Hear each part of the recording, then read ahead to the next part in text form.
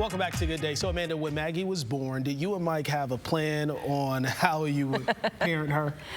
A little. Okay. A little. But we also kind of were like, let's take it a day at a time.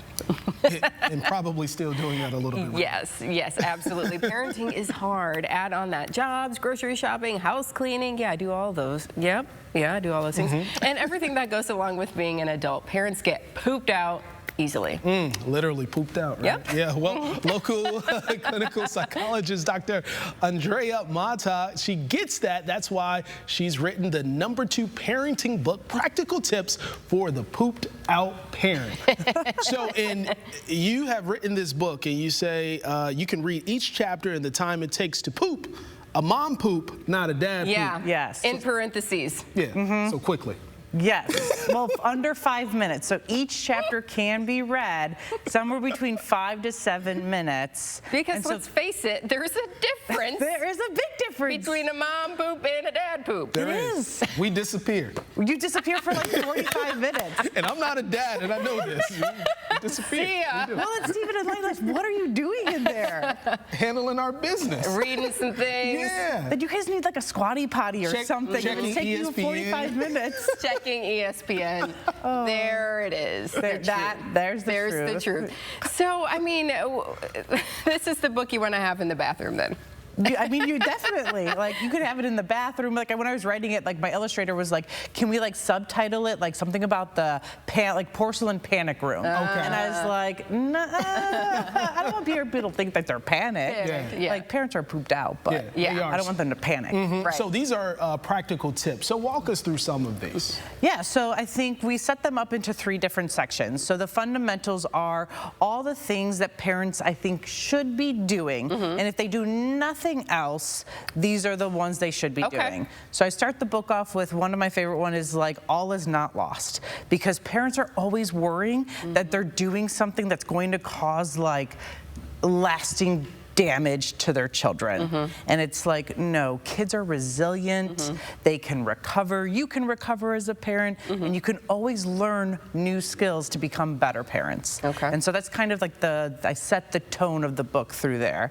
Then the second half is the high expectations. So how do we get our kids to do what we want them to do, which is a challenge in of itself, but in a way that's going to be developing them as a person, as a little human, and then independence, so that they're not living in your basement when they're 40 years old. Yeah, we don't want that. Maggie, love you. But yeah, like, you know, trying to get them to do stuff. You want, Maggie, get dressed. Maggie, get dressed.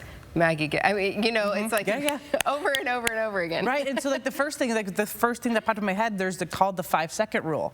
So are you giving Maggie 5 seconds before you repeat back the instruction again?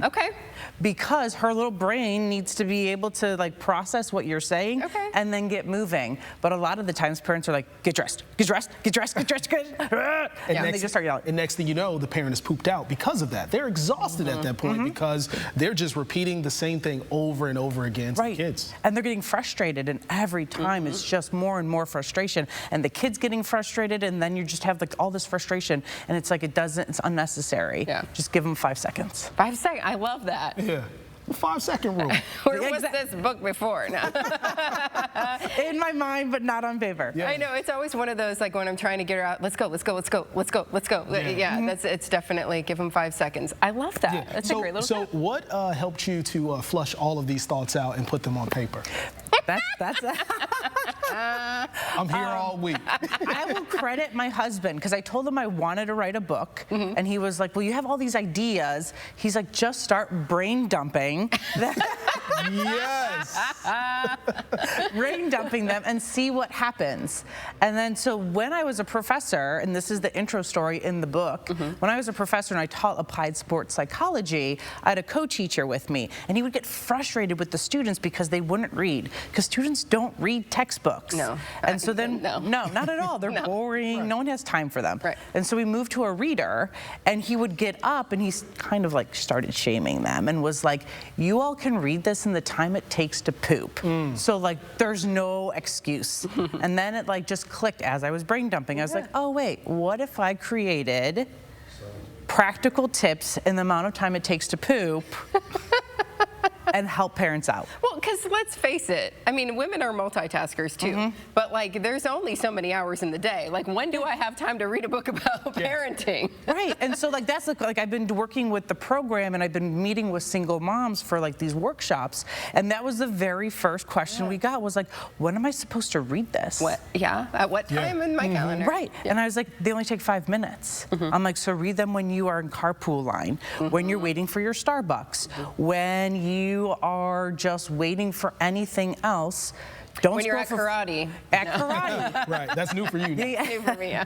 Like, don't scroll through social media for 5 minutes a day, and in a month you can be a better parent. Yeah, and you want That's the poop, when you put that in that perspective. and you want the pooped out parent to run out the door to be able to get this book. Yes. So where can they get it? And you're doing a book signing as well, right? Yes, so they can purchase it on Amazon today, and if they have Amazon Prime, well, crap, it comes in 2 days.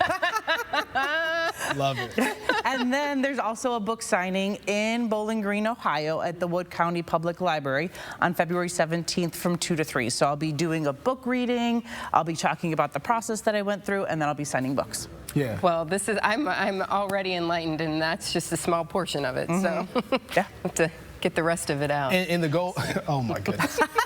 And the goal, all jokes aside, is to have a fun approach just to help parents, and it translates to the kiddos. Yes, because I think the biggest thing, the big premise of the book is parenting using high expectations within the context of warm and fuzzies.